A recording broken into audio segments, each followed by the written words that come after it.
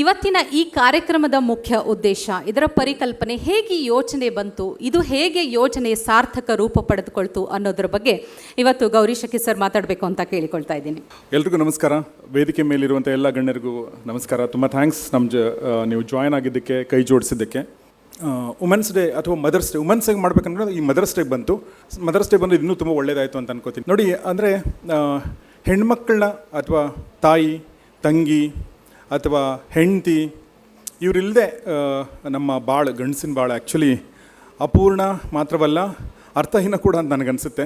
ಎಲ್ಲರ ಜೊತೆ ಮಾತಾಡಿದ್ದು ಕೂಡ ಇದು ಸರಿ ಇದೆಯಾ ಇಲ್ವಾ, ನಾನು ಮಾಡ್ತಾ ಇರೋದು ಸರಿನಾ ಹೌದಾ ಅಂತಂದಾಗ ಒಂದು ಸಲ ನನ್ನ ವೈಫ್ ಕಡೆ ನನ್ನ ಮುಖ ತಿರುಗುತ್ತೆ. ಅವಳು ಸರಿ ಇದೆ ಅಂದರೆ ಓಕೆ, ಅವಳು ಸರಿ ಇಲ್ಲ ಅಂದರೆ 100 ಡೌಟ್ಗಳು ಅಲ್ವಾ. ಚಿಕ್ಕನ್ನಲ್ಲಿದ್ದಾಗ ಏನೇ ಸಾಧನೆ ಮಾಡಲಿ, ಏನೇ ಪ್ರಶಸ್ತಿ ಬರಲಿ, ಏನೇ ಆಗಲಿ ಕೂಡ ಅಮ್ಮನ ಹತ್ರ ಹೋಗಿ ಅಮ್ಮ ನಂಗೆ ಇದು ಬಂತು ಅಂದಾಗ ಅಮ್ಮನ ಮುಖದಲ್ಲಿ ಮುಗುಳೋ ಒಂದು ಸಂತೋಷ ಇದೆಯಲ್ಲ, ಸಾಕು, ಸಾರ್ಥಕ ಅಲ್ವಾ. ಸೊ ಹೀಗಾಗಿ ನನಗೆ ಇದಕ್ಕೆ ಈ ಒಂದು ಅದ್ಭುತವಾದ ಶಕ್ತಿಗೆ ನಮಗೆ ಕೊಟ್ಟಿರುವಂಥ ವರ ಅಥವಾ ನಮಗೆ ಕೊಟ್ಟಿರುವಂಥ ಒಂದು ವರದಾನ, ಇದಕ್ಕೇನು how we have to be thankful. ಯಾಕೆಂದರೆ ಭಾಳಷ್ಟು ಸಲ ಭಾಳಷ್ಟು ಕಡೆ ನಾವು ಟೇಕನ್ ಫಾರ್ ಗ್ರಾಂಟೆಡ್ ಮಾಡ್ಕೊಂಡಿರ್ತೀವಿ ಅಥವಾ ಗ್ರೇಟ್ಫುಲ್ ಆಗಿರಲ್ಲ ಅನ್ನೋ ಇದೇ ಥರದ್ದಿರುತ್ತೆ. ಹೀಗಾಗಿ ಈ ಒಂದು ಪರಿಕಲ್ಪನೆ ಥ್ಯಾಂಕ್ಸ್ ಹೇಳೋಣ ಅಂತ. ಓಕೆ, ಥ್ಯಾಂಕ್ಸ್ ಹೇಳಿ ಮುಗಿಸುವಂಥದ್ದಲ್ಲ, ಅದಕ್ಕೆ ಏನು ಕೊಟ್ಟಿರೋದು ಸಾಲಲ್ಲ. ಆ ಒಂದು ಶಕ್ತಿ ನಿಮಗೆ ಕೊಟ್ಟಿರುವಂಥ ಶಕ್ತಿಗೆ ನೀವೇನು ಕೊಟ್ಟರು ಕೂಡ ಅದು ಋಣ ತೀರ್ಸೋಕ್ಕಾಗಲ್ಲ. ಬಟ್ ಒಂದಷ್ಟು ಸಂಕೇತಗಳನ್ನ, ಒಂದಷ್ಟು ಜಸ್ಚರ್ಸ್ಗಳನ್ನ ಮಾಡಬೇಕಲ್ವ ನಾವು ಅನ್ನೋ ದೃಷ್ಟಿಯಿಂದ ಗೌರಿ ಶೆಟ್ಟಿ ಸ್ಟುಡಿಯೋ ಈ ಕಾರ್ಯಕ್ರಮ ಮಾಡಬೇಕು ಅಂತ ಅಂದ್ಕೊಂಡಿತ್ತು. ಆದರೆ ಮಾಡಬೇಕು ಅಂತ ಅಂದ್ಕೊಳ್ಳೋದು ಬೇರೆ, ಆಗೋದು ಬೇರೆ ಅಲ್ವಾ.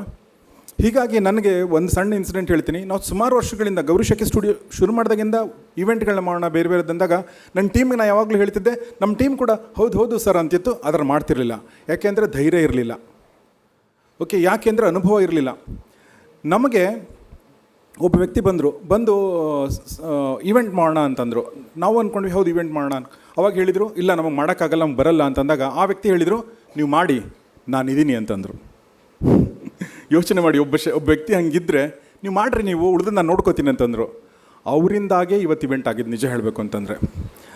ಅವ್ರು ಯಾರು ಗೊತ್ತಾ? ನಮ್ಮ ಕಿರಣ್ ಕುಮಾರ್, ಫೀನಿಕ್ಸ್ ಮಾರ್ಕೆಟಿಂಗ್ ಸರ್ವಿಸ್ನ ಕಿರಣ್ ಕುಮಾರ್.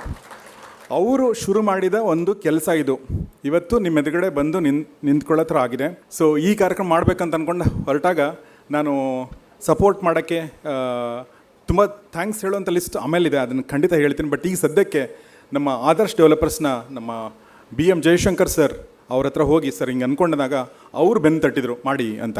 ಸೊ ಹಿಂಗಾಗಿ ಮೊದಲನೇದಾಗ ಅವ್ರಿಗೆ ಥ್ಯಾಂಕ್ಸ್ ಹೇಳೋಕ್ಕೆ ಇಷ್ಟಪಡ್ತೀನಿ. ಅದೇ ಥರ ನಮ್ಮ ಸ್ವೀಟ್ ಹೌಸ್ನ ಶ್ವೇತಾ ಅವರು, ಹೀಗೆ ಸುಮಾರು ಜನ ಇದು ಬೆನ್ನಿಗೆ ನಿಂತ್ಕೊಂಡು ಈ ಕಾರ್ಯ ಆಗಿದೆ.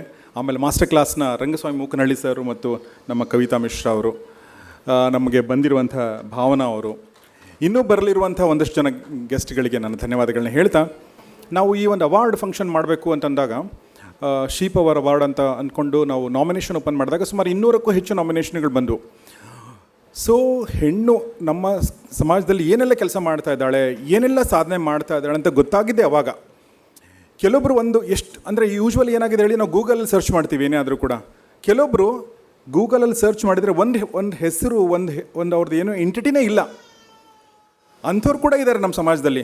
ನಾವು ಯಾರಿಗೋ ಫೋನ್ ಮಾಡಿ ಕೇಳಿದ್ವಿ, ಇವ್ರು ಹೇಗೆ ಅಂದಾಗ ಅವ್ರು ತುಂಬ ಚೆನ್ನಾಗಿ ಕೆಲಸ ಮಾಡ್ತಾರೆ ಅಂದಾಗ ನಾವು ಅವ್ರಿಗೆ ಕಾಲ್ ಮಾಡಿ ಅವ್ರ ಕೆಲಸ ಎಷ್ಟು ಸೆಲ್ಫ್ಲೆಸ್ ಆಗಿ ಮಾಡ್ತಾಯಿದ್ರೆ ಮತ್ತು ಎಷ್ಟು ಎಲೆಮರೆ ಕಾಯಿ ಥರ ಮಾಡ್ತಾಯಿದ್ರೆ ಅಂದರೆ ಅವ್ರಿಗೆ ಏನೂ ಬೇಕಾಗಿಲ್ಲ ಆ್ಯಕ್ಚುಲಿ.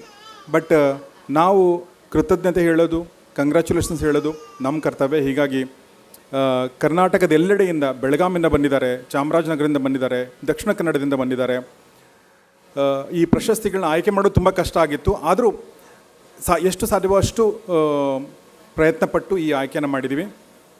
ಹೀಗಾಗಿ ಆಯ್ಕೆಗೊಂಡ ಎಲ್ರಿಗೂ ಧನ್ಯವಾದಗಳನ್ನ ಹೇಳ್ತಾ, ಈ ಅವಕಾಶ ನನಗೆ ಕೊಟ್ಟರೆ, ನೀವು ನಮಗೆ ಕೊಟ್ಟರೆ, ಹೀಗಾಗಿ ನಿಮಗೆ ಧನ್ಯವಾದಗಳನ್ನ ಹೇಳ್ತಾ ಥ್ಯಾಂಕ್ ಯು ವೆರಿ ಮಚ್. ಎಲ್ರಿಗೂ ತಾಯಿಯಂದಿರ ದಿನದ ಶುಭಾಶಯಗಳು. ನಮಸ್ಕಾರ.